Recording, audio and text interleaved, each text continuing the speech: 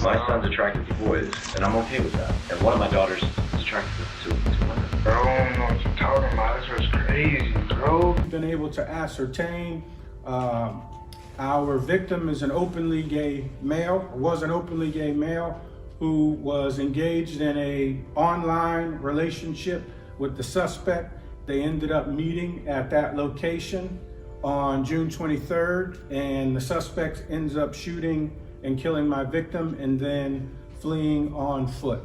June 23rd, 2022, 1:51 a.m. That's you hiding. 3 final words on Telen Mann's screen. 9 shots, 19 seconds. He's gone. His phone lies 10 feet away, still glowing, open to a fake Instagram profile. The guy in the photos lives 89 miles away, fast asleep, never met Telen. So who sent that message? Who pulled the trigger? If you're here for the first time, please subscribe to the channel and click on the notification bell beside it so you'll get notifications whenever I upload new content. And if you've been here before, thank you for coming back. This case gets darker than you can imagine, and you don't want to miss a single detail. And here's a question I want you to think about as we go through this. Have you ever been catfished, or do you know someone who has? Drop a comment below and share your story. You might help someone recognize the warning signs before it's too late. Now, let's get into who Telen Mann really was before we hunt down a killer. You need to meet the victim, not as a case file, not as a statistic. As a person, Telen Mann, 19 years old, just graduated Atlantic High School in 2020. Friends called him Kosh, always smiling, always positive, always about peace. He never wanted nothing bad for nobody. He always wanted everybody to be on good terms. He was openly gay in Daytona Beach, Florida. And that took courage. Real courage. By June 2022, Telen was doing what millions of 19-year-olds do, working, hanging with friends, and yes, looking for connection online. That's how someone slid into his DMs in February. Someone with an attractive profile, someone who seemed interested, someone he'd talked to for 4 months. Someone who didn't exist, and someone who was planning his murder from the very first message. February 2022, 4 months before the murder. Somewhere in Daytona Beach, someone creates a fake Instagram account. Not a random catfish looking for money, not a romance scammer. Someone with a specific target, Telen Mann. They found photos of a basketball player from Orlando, built an entire fake identity, crafted a personality Telen would be attracted to. For a 127 days, they talked. Good morning texts, late night conversations, flirting, building trust, and the whole time, the person behind the fake account was learning where Telen lived, where he hung out his schedule, his routines. Every message was reconnaissance, every conversation was intelligence gathering, and Telen had no idea he was mapping out his own murder. This is surveillance footage from the night of the murder. Police would watch over 100 hours of footage like this, from businesses, from homes, from universities, all showing the same person moving through Daytona Beach, heading toward Oak Tree Circle, when detectives showed this footage to people who might recognize the figure. Multiple people said the same name, Jakari Webb, also 19 years old, also from Daytona Beach. This is the person who created the fake account. This is the person who spent 4 months catfishing Telen, and this is the person who would hide in the shadows with a 9mm handgun on June 23rd, 2022. But why? According to what Jakari later told police, there was history between them. Jakari claimed that a couple of years earlier, Telen had been spreading rumors. Rumors about Jakari's sexuality, saying Jakari was gay, and according to Jakari, people started to believe it. Now, whether these rumors actually existed or were just in Jakari's head, we may never know for certain.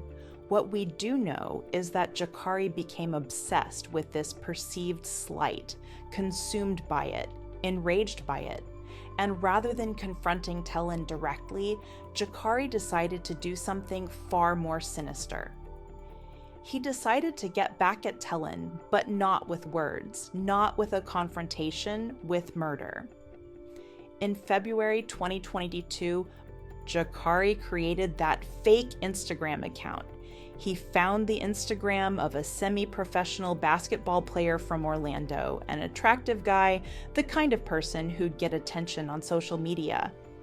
Jakari downloaded multiple photos and created a collage. He built an entire fake identity around these stolen images. For those who might not know, catfishing is when someone creates a fake online identity to deceive others. Sometimes it's for romance scams. Sometimes it's for attention. Sometimes it's for revenge. In Jakari's case, it was for murder. Jakari reached out to Telen through this fake account, and Telen, not knowing he was being deceived, responded. They started talking, messaging back and forth, building what Telen thought was a connection with someone new. For 4 months, from February through June, they communicated. Jakari, hiding behind stolen photos, learned about Telen's life, his schedule, his habits, where he lived. The whole time, Telen had no idea he was talking to someone with a vendetta, someone planning something terrible. That's the truly disturbing part of catfishing cases. The victim is engaging in good faith, being vulnerable, opening up, sharing details about their life, all while the person on the other end is collecting information, building a trap. By June 2022, Jakari felt ready. It was time to meet in person. February 2022, the fake account sends the first message. Hey, saw your profile. You seem cool. Simple, casual, nothing threatening. Thanks. You play ball.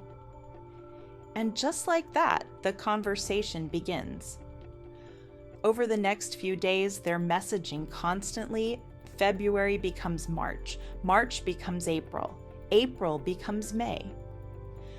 For 4 months, Jakari maintains the fake identity, sending good morning texts, asking about Telen's day, building trust, but he's also learning where Telen lives. I'm near Madison and Oak Tree. What time? He's usually free. I'm always up late. I'm a night owl, LOL. Whether he'd meet in person. Yeah, definitely. We should link sometime. Every message is reconnaissance. Every conversation is intelligence gathering. And Telen has no idea he's being lured into a trap. June 22nd, 2022, 11:30 p.m. After 4 months of talking, the fake account messages Telen with a new request. We should finally meet up tonight. Far. Tonight. Yeah, I'm in the area.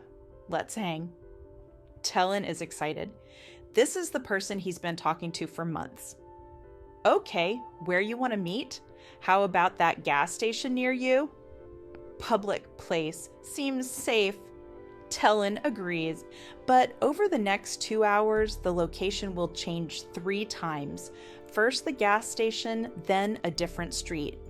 Finally, Oak Tree Circle, right near Telen's home. Exactly where Jakari wants him. Think about this for a second. Over 170 messages exchanged in just 2.5 hours. That's more than 1 message per minute on average. This wasn't casual chatting. This was intense, focused communication. Police would later recover Telen's phone and extract every single one of these messages. They paint a disturbing picture. At 1:33 a.m., now technically June 23rd, Telen suggested Oak Tree Circle. It was near his home, familiar territory for him. Jakari agreed immediately. Over the next 18 minutes, the messages became more frequent, more urgent. Telen asked where Jakari was. Jakari responded, passing Sunako. Telen told him to hurry up. Jakari asked what Telen was wearing. Telen described his outfit, a red shirt, some shorts, and an orange bonnet. At 1:49 a.m., Jakari texted, "I'm outside." Telen replied, "Me too, I'm standing outside." At 1:51 a.m., Jakari sent, "Come to sidewalk." Telen replied, "Okay." At this point, Jakari is already at Oak Tree Circle. He's been there for several minutes, and he's not standing on the sidewalk waiting. He's hiding behind a small grass hill, concealed in the shadows, with a 9mm handgun in his hand. Surveillance footage shows Telen walking from his home, heading toward the corner of Oak Tree Circle and Forest Glen Boulevard. He's looking around, looking for the person from the profile pictures, and that's when he sees it. Someone in the shadows, someone concealing themselves, someone hiding. And then came the final message. The one that proves Telen realized something was wrong in those last few seconds. That's you hiding. He saw someone concealing themselves, someone who shouldn't be hiding if they were just there for a friendly meetup. In that moment, Telen must have felt the first jolt of fear, the first realization that something wasn't right, but it was too late. 9 gunshots rang out in the quiet residential neighborhood. 9 bullets, 19 seconds. Telen Mann died on that sidewalk. A police officer patrolling nearby, just blocks away, heard the shots and immediately responded. What he found would haunt him forever. On the sidewalk near the intersection of Oak Tree Circle and Forest Glen Boulevard, 19-year-old Telen Mann lay in a pool of blood. Multiple bullet wounds, shell casings scattered around the scene. He was pronounced dead at the scene. The execution had been carried out exactly as planned. Jakari Webb had lured Telen to that specific location, hidden himself from view, waited for Telen to approach, and then opened fire with a 9mm handgun. Telen never had a chance. The person he trusted for 4 months executed him and then disappeared into the night. A Daytona Beach patrol officer hears gunshots, multiple shots, rapid succession, just blocks from his location. He responds immediately. What he finds on Oak Tree Circle will haunt him forever. Pool of blood spreading across the sidewalk, shell casings everywhere, the victim's phone lying 10 feet away, screen still glowing, still open to Instagram. Within minutes, more officers arrive. Daytona Beach Police Chief Jakari Young is notified, and the Criminal Investigations Division is activated. They have a murder scene. They have a victim, but they don't have a suspect. Not yet. As officers secured the crime scene, they found 6 shell casings. They found Telen's phone lying about 10 feet from his body, and they began piecing together what had happened. But they had no idea who the killer was. The manhunt was about to begin when the Daytona Beach Police Department arrived at the scene that night, or rather, that early morning. They knew they were looking at a homicide, but they had very few leads. No witnesses had seen the actual shooting. The killer had fled on foot, and in those crucial first hours, they didn't know the identity of the suspect or where he might have gone. But what they did have was Telen's phone, and that phone would crack the case wide open. The key to solving this case: Telen's phone, but it's locked. Police contact Telen's family.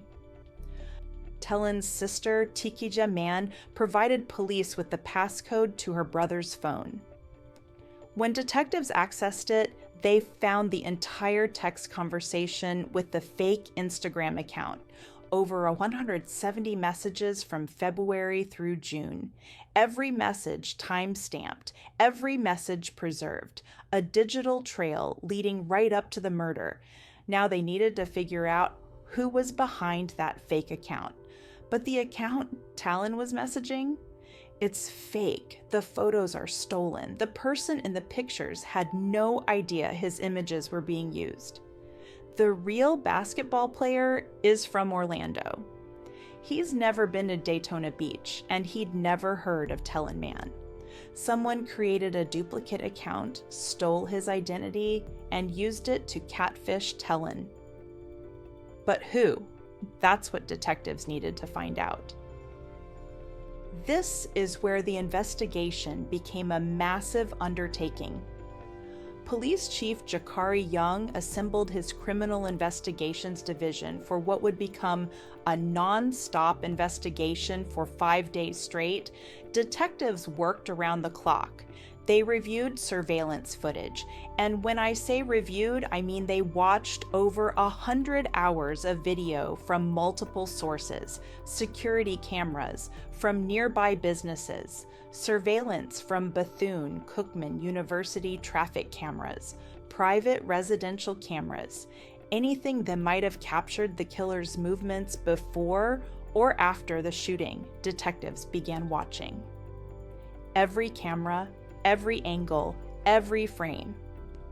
Looking for someone moving through the city that night. And slowly, frame by frame, they pieced it together. The footage showed a figure moving through Daytona Beach that night, sometimes walking, sometimes riding a bicycle, always moving with purpose, heading toward Oak Tree Circle.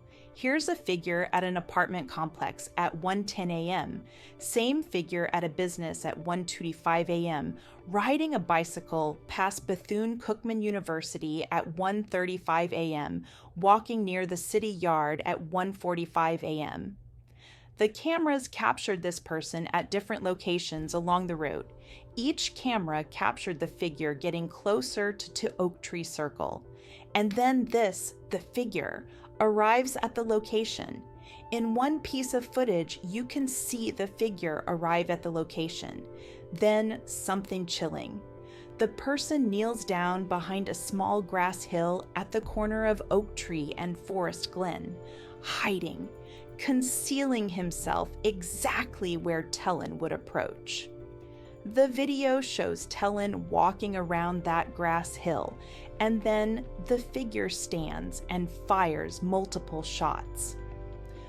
After the shooting, more cameras caught the killer running, fleeing through the city. At one point, the footage shows him shirtless, holding what appears to be a light-colored sweatshirt. But who was this person? Detectives brought in people who might know. They showed the footage to individuals from the community, and slowly identification started coming in. Multiple people said the same name, Jakari Webb. Now police had a suspect. They obtained a search warrant for a home on Garden Street, a couple miles from the murder scene. On June 28th, 5 days after the murder, SWAT and K-9 units executed that warrant. SWAT teams surround a home on Garden Street, Daytona Beach, just a couple miles from Oak Tree Circle. They found Jakari Webb inside, and when officers moved in, Jakari tried to run. He attempted to flee from the heavily armed SWAT team and police dogs. It didn't work. He was taken into custody, and underneath a basketball hoop at the property, officers found a 9mm handgun, the murder weapon, the gun that killed Telen Mann. In the interrogation room, Jakari Webb initially denied being involved in Telen Mann's murder. He gave police conflicting stories about where he was that night. He said he wasn't near Oak Tree Circle. He didn't know anything about the shooting, but detectives had the receipts. They had over 100 hours of surveillance footage. They had the text messages from Talen's phone. They had witnesses who identified him. They had the gun. The evidence was overwhelming. Eventually, Jakari's story started to change. First, he admitted he was there, but he claimed it was self-defense. According to this version, Telen had attacked him with a knife. He had to shoot in self-defense. Officers asked about the knife. Where was it? Jakari said he took it with him after the shooting. Okay, where is it now? And then came another admission. There was no knife. Telen never had a knife. Jakari made it up. So if it wasn't self-defense, what was it? That's when Jakari finally told the truth, or at least his version of it. He admitted to shooting Telen Mann. He admitted it was intentional, not an accident. He admitted that the 9mm handgun found at the property was the weapon he used. And most importantly, he admitted to creating the fake Instagram account. According to Jakari, this whole thing started because Telen had been saying Jakari was gay. These rumors had spread. People believed them, and Jakari couldn't handle it. So Webb advised he created the fake Instagram to get back at Telen Mann. The police affidavit states, think about that phrasing, get back at. Most people, when they want to get back at someone for spreading rumors, might confront them, post something on social media, maybe get into an argument, maybe even a fight. Jakari Webb spent 4 months building a fake identity, gaining Telen's trust, learning his movements, and then lured him to an isolated location to execute him with 9 bullets. That's not getting back at someone, that's premeditated murder. During the interrogation, detectives pressed on the motive. Why was this rumor so unbearable? Why did it drive him to murder? The answer became clear. Jakari was terrified of being outed as gay. Police Chief Jakari Young would later tell the media. The suspect had some concern that he was going to be outed by our victim as far as his sexual preference. That's what we were able to gather as far as a motive for our shooting. So here's the tragedy within the tragedy.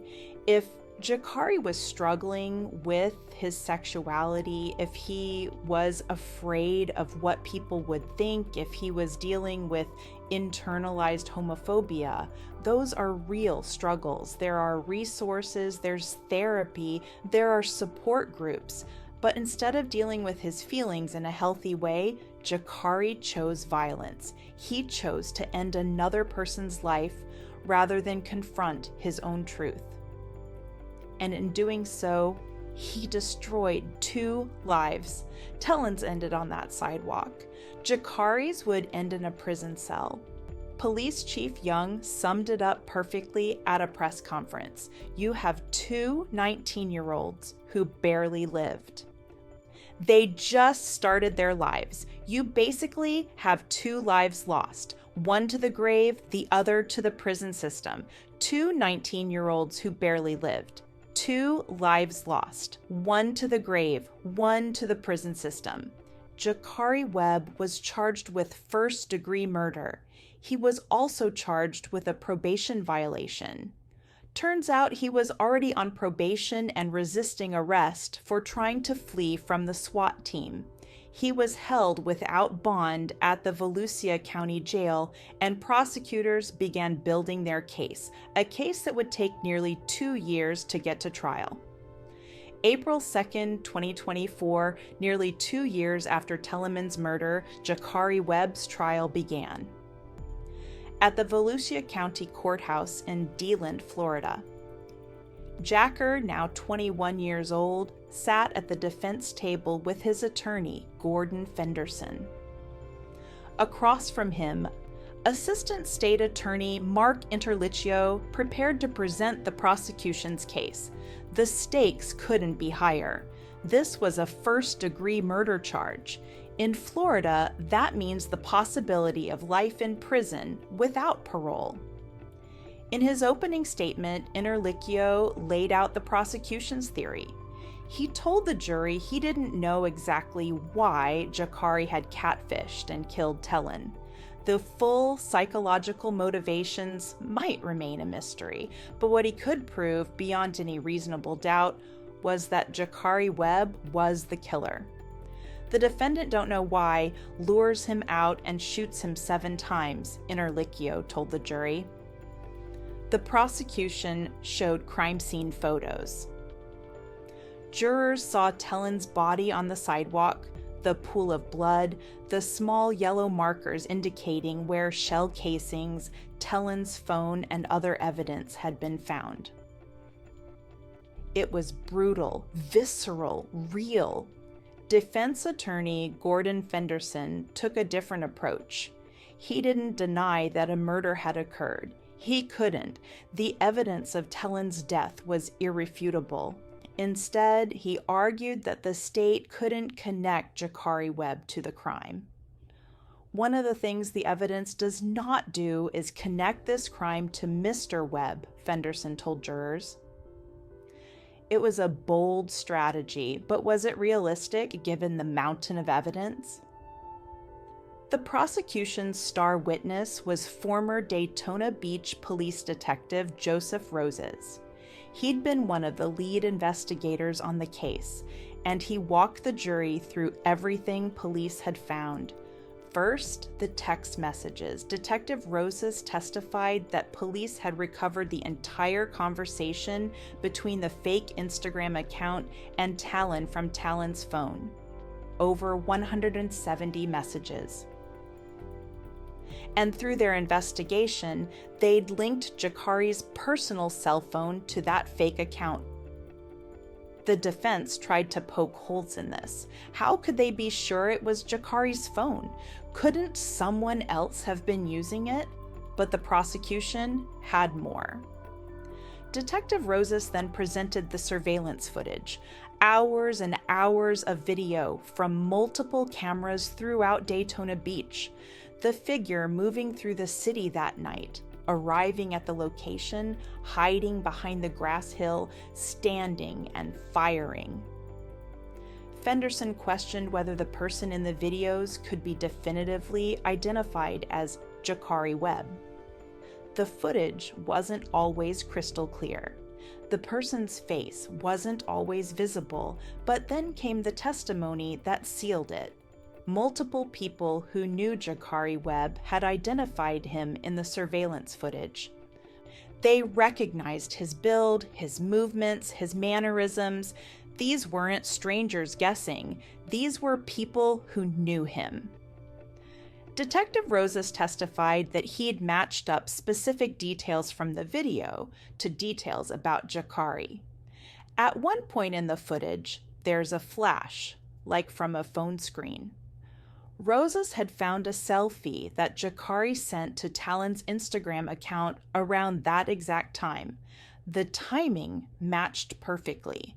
The person in the surveillance footage sending selfies from a phone was Jakari Webb.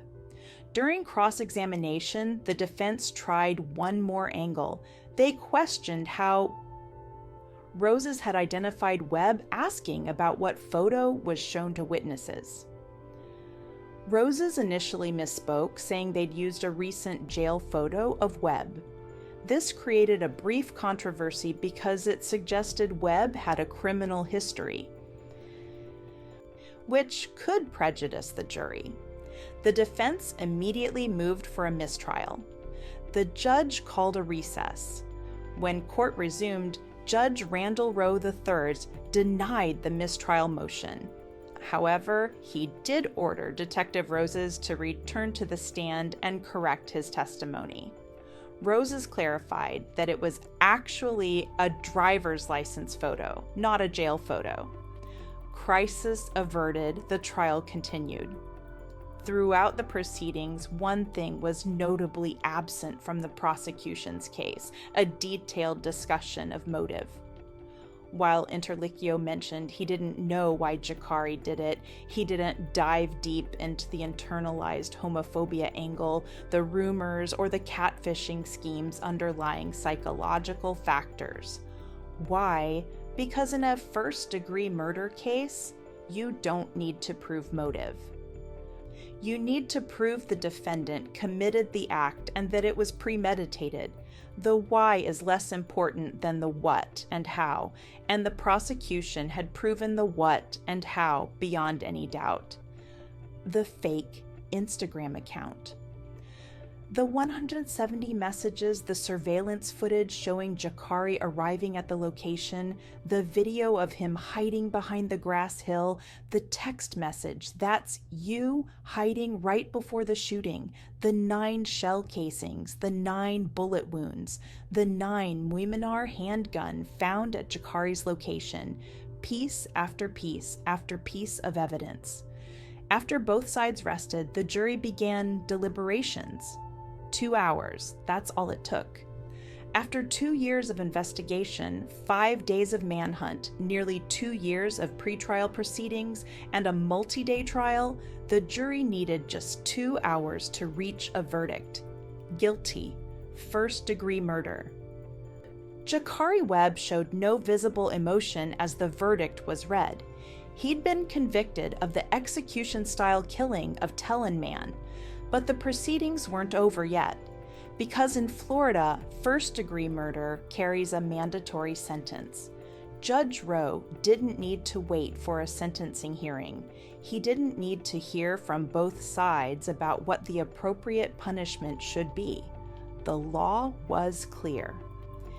Immediately after the guilty verdict, Judge Randall Rowe III sentenced Jakari Webb to life in prison without the possibility of parole.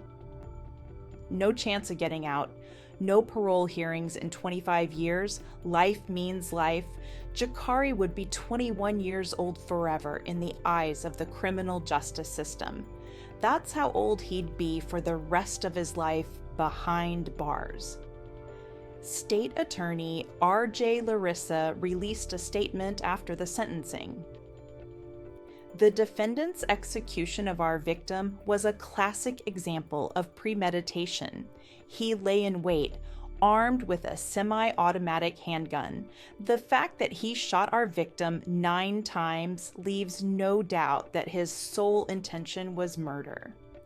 Justice, in the legal sense, had been served, but no verdict, no sentence, no amount of prison time could bring Telen Mann back. After Jakari Webb's conviction and sentencing, Telen Mann's family released a statement. On behalf of the family of Telen Mann, we truly appreciate all the hard work and dedication your team has done to catch the person behind this. Thank you to all who supported our family through this tough time. Now that we have justice, we have peace, and we can lay our beloved Telen to rest. Now that we have justice, we have peace. Telen's funeral was held on July 9th, 2022, at Living Faith World Ministries in Daytona Beach, a celebration of life for someone who had barely begun to live one neighbor. Eula Hicks told reporters, "It just breaks your heart to see things happen, because that's 2 lives gone, not just 1. So I don't understand," she was right. 2 lives gone, Jakari Webb will spend the rest of his life in a Florida state prison. He'll never have a career, never have a family, never have the chance to grow, change, or become whoever he might have been. And it was all because of fear. Fear of what people would think, fear of what people would say, fear of a rumor, fear of the truth about himself. That fear turned into anger. Anger turned into obsession. Obsession turned into a plan. And that plan ended with 9 bullets and 2 destroyed lives. 2 19-year-olds. 2 lives that should have been just beginning. One ended on a sidewalk in Daytona Beach. The other ended in a courtroom in D-Land. Police Chief Jakari Young was right. 2 lives lost, 1 to the grave, 1 to the prison system. Telen's last message was, "That's you hiding." He realized something was wrong, but by then it was too late. Don't let it be too late for you. If you're meeting someone from online, always choose public places. Tell someone where you're going and trust your gut. If something feels off, it is. If you're struggling with your identity or sexuality, there's help. The Trevor Project PIA Flag, therapists who specialize in LGBTQ+ issues. Resources are in the description below. Drop a comment. What's one red flag? Everyone should watch for when meeting someone online. And if you made it this far, type "Justice for Telen" below, hit that like button.